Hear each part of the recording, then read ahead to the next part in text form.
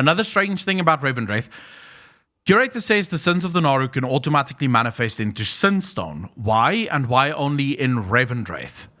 I don't know. think it is only in Revendreth. I mean, I'm not focusing even about that, but I don't actually know about the first part of his question, the why. I'm not entirely sure. I genuinely don't know. Well, it depends on what counts as a sin, right?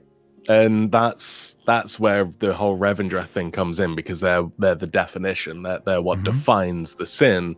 But doubt is a sin, by the way. Just for those that don't know, doubt in faith is a sin. So the Naaru that doubt their purpose are sinning. And outside of Revendreth, this has always been manifested by them turning into a void Naaru. So maybe sin stones are actually just void stones. The problem I have with the entire idea of the Naaru going to the Shadowlands is they're not mortal, and therefore technically they shouldn't go to the Shadowlands. Are they not mortal? Well, it would be a pretty weird thing if they are. Why? Because they're constructs more so than anything else. Are they, though? Because they have a soul, they have a conscience, they have a sentience. They were forged in the crucible of creation. They are a mortal species. No, I would actually argue that they're not, because I put them far more on the level of something like Titans. I would put them far more at the level of Titans than I would mortal. Considering their position within the light, and their position within the universe, I would argue that would be pretty weird that they could be in the Shadowlands. But then again, that does not mean that the Shadowlands couldn't be so powerful, like something like Sinstones are so powerful that it could also affect beings far more powerful than mortals, so to speak, right? So it's not entirely just impossible. Means that these godly beings are not infallible. It's possible. Nothing at this point is, right? But yeah, I would be surprised. Let's just say that. I would be surprised if the light are mortals, first of all, or if the Naaru are mortals. Them being Sinstones, we already know that Sinstones are incredibly powerful, right?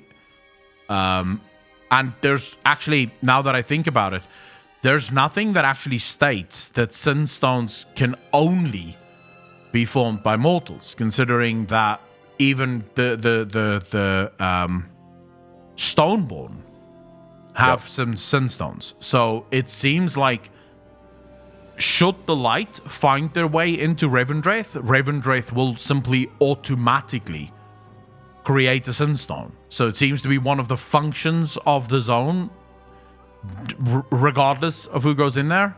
So let's imagine the Winter Queen set foot inside Revendreth.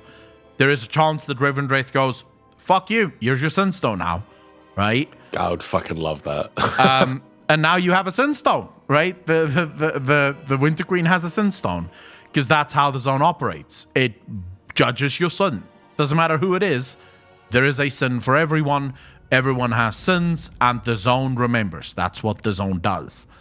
So it is entirely possible that's the answer to why.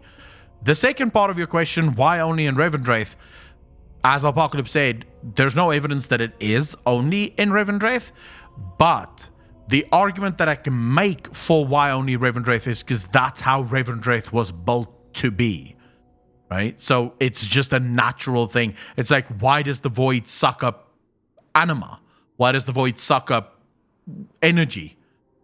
Because that's what they do, right? It's like, that's just what they do. And it's not something that they only do in the void or something that they just do that. That is what they do. So I'm seeing a lot in chat that Naaru are tied to somewhere else because they're part of the light, and it's kind of the argument you were making as well. To that, I would say the Nathrezim kind of shoot your argument in the fucking foot, because they're tied to the Nether. They still came from the Shadowlands. doesn't mean their current form was their only form. And it's something that we discussed earlier, that the Naaru may have been something else and changed into the wind chime form. I would be so the Nathrezim being tied to the Twisting Nether is something that I think could have more to do with them as a species, since they were sired by the Nathrez himself. They wouldn't have souls the same as most any other being would have, and therefore it could be possible for them to tie themselves to the Nether, much like what Sargeras did by tying the demon's regrowth, right, or rebirth to Argus. So through some kind of ritual, it should be possible to tie yourself to some relic within the Twisting Nether, even though they're not from there. Could the light have the same ability, or could the Naaru have the same ability? Perhaps, but again, we would first have to figure out who created the Naaru and where did the Naaru come from. Right? Because in this instance... Well, we've been told it's a loon, right? Well, but that's just according to speculation.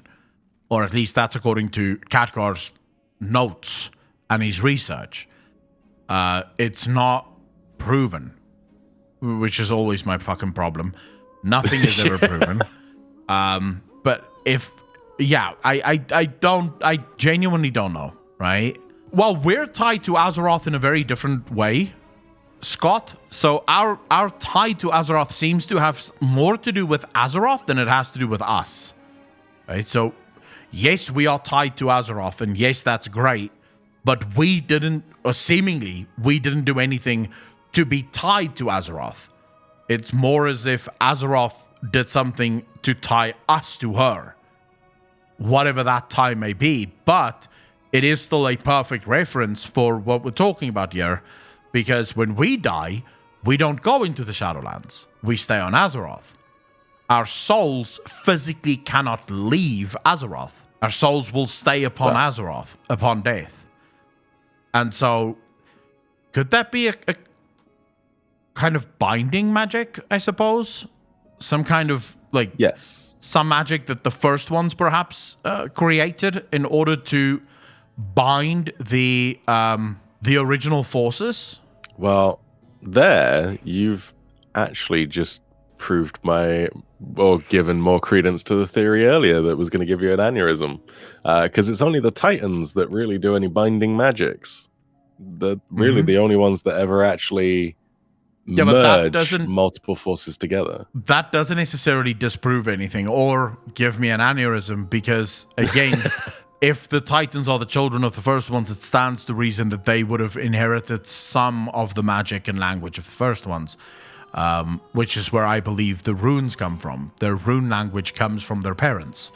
Malakas, to your point, let's not take Blizzard not respecting their own story at face value, right? Because that is just Blizzard not respecting their own story.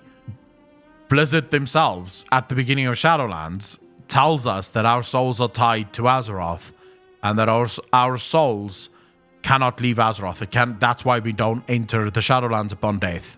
But we are also told in Shadowlands as well, at the same time, that we would have entered the Shadowlands had our thread of fate ended there. But it hadn't.